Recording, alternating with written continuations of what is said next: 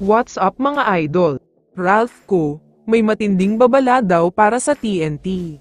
Pero bago mo sana ipagpatuloy ang panonood mo, ay huwag mong kalimutan na mag-subscribe bilang suporta sa aking YouTube channel. Maraming salamat idol.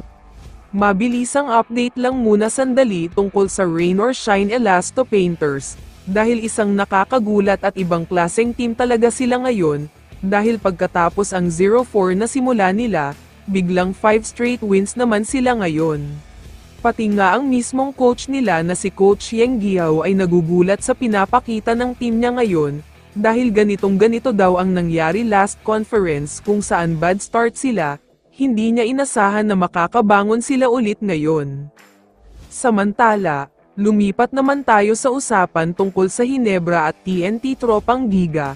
Masyadong dikit ngayon sa gitna ng standing ang karamihan sa mga teams, dahil halos pareho ang mga win-loss record nila.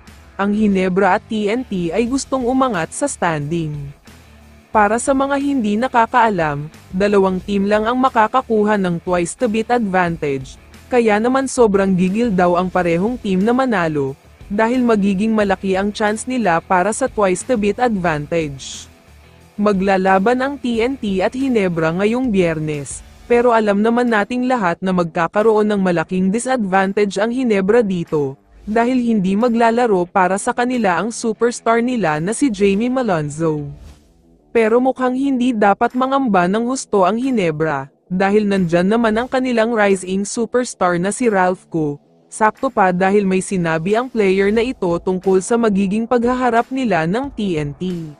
Ayon kay Ralph ko, isa daw sa hinahangaan niya ang team na TNT, dahil napakaraming 3-point shooter sa team na ito. Alam naman nating lahat na specialty niya ang tres kaya hindi nakakapagtaka kung bakit fan siya ng TNT.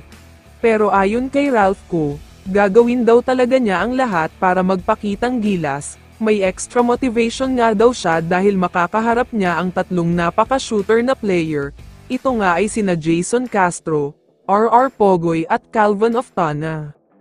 Alam daw ni Ralph ko na hindi magiging madaling laban ito para sa kanila, lalo pat madaming players ang hindi maglalaro para sa Hinebra. Pero asahan daw nating lahat ang all-out na performance na ipapakita ng team niya.